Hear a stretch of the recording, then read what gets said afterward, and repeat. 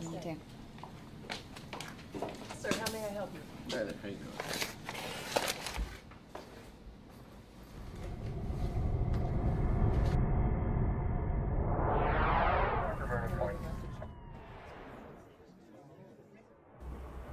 Okay, Miss Steele, tell me what happened. I read his note and somehow remembered our robbery training. I said in my mind, stay calm, be safe. So after I read the note, I took the backpack and opened the cash drawer. It was a small black backpack, like one for a young child. While gathering the cash, I pushed the alarm because I noticed he was looking around nervously and not paying complete attention to me. I guess it seemed safe to push the alarm. I wouldn't have done it if I didn't think I could without him seeing. In our training, we were told not to do anything to threaten the robber or tip him off about activating an alarm. Keep your hands visible to the robber, they taught us. So I did all this, and I tried to keep my movement natural. I knew better than to stare at him, but I was able to make a mental note of what he looked like. I gathered the cash and stuffed it into the backpack. I handed the backpack to him. He took it pretty calmly. That's when he put his paper bag inside the backpack and started to leave, but he stepped back to grab the robbery note. I wish I had the chance to cover it or knock it onto the floor on my side of the counter. I didn't have the chance. So then he left the office. I don't think I said a word during the whole thing. In training, we were taught not to speak unless we have to respond to the robber's questions. He never spoke either. It just happened so fast. After taking a couple of deep breaths, I made sure to secure the counter in case he left any fingerprints. Then I activated the locks and walked over to the manager to tell her that I'd just been robbed. At that point, I guess it hit me what just happened, and I kind of felt sick, and I was shaking. The manager put the temporary closed sign on the door and asked someone to stand by it and wait for the police. Then she explained to everyone that a robbery had just occurred and for them not to talk about it and not to touch anything. She said that everyone would be given forms to fill out that would help the police. We all got the robbery forms and filled them out, and then you and the other officers arrived. You did everything right. The thing people in your line of work should know is that it's all about safely getting the robber out of the building. First, you stayed calm.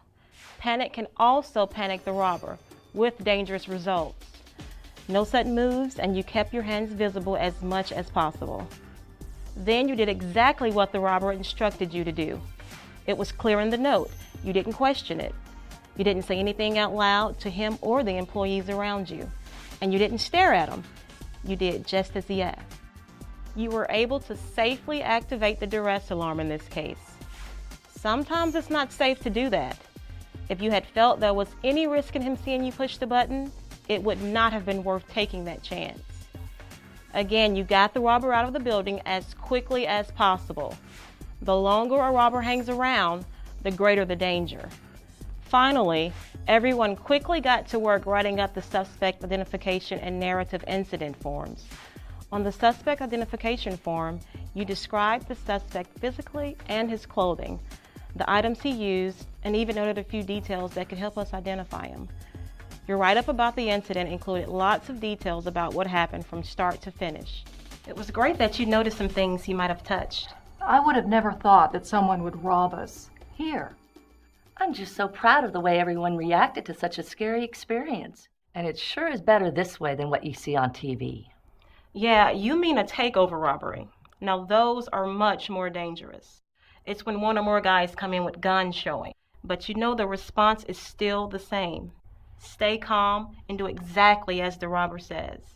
And it's even more important to get them out of the building fast. No confrontations, no delays, and no heroics.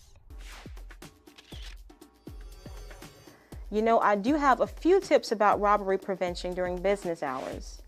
Be on alert if a customer sticks around an unusually long amount of time without conducting a transaction. Pay attention to the customer who acts suspiciously, carries a bag or container, or is dressed unusually for the weather conditions. An example would be a customer wearing a heavy coat on a hot day. In any case, when you feel a risk for a robbery, contact security or the police without alerting the suspicious customer. Unfortunately, there's not much you can do to prevent robberies in cases where the robber enters the office as a customer would during business hours. But there are ways to reduce the risk of robberies at other times. One potentially vulnerable time is when you arrive at work in the morning. Before walking to the door, look around for anything or anyone suspicious. If you're concerned about your safety, do not unlock the door and go inside. Contact the security department or police. The same idea applies at the close of business.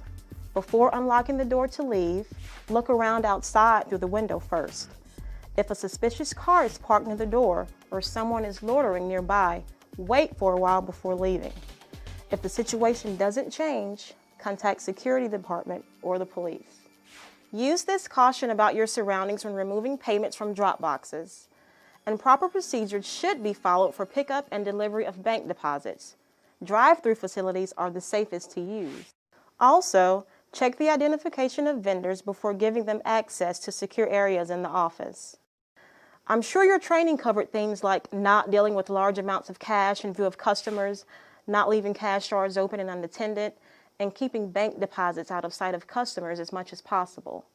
And remember, in the case of a robbery, no confrontations, no delays, no heroics. Don't be a hero.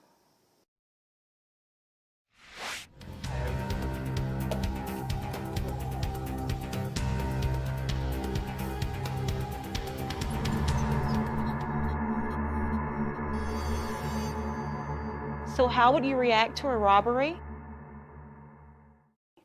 Your safest bet is to handle a robbery like a routine transaction. Be calm and take care of business quickly.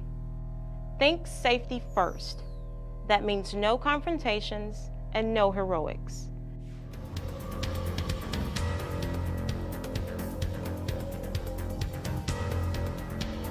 Activate the panic button only if you are sure it is safe to do so. Give the money to the robber quickly and neatly.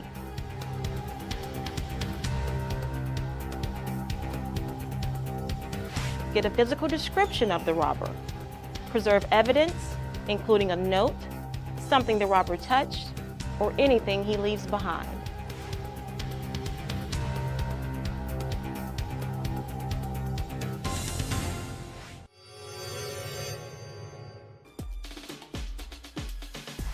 After the incident, remember to observe the escape, then lock the door. Hang a temporary closure sign on the door. Notify the police and Mississippi Power's security department about the robbery.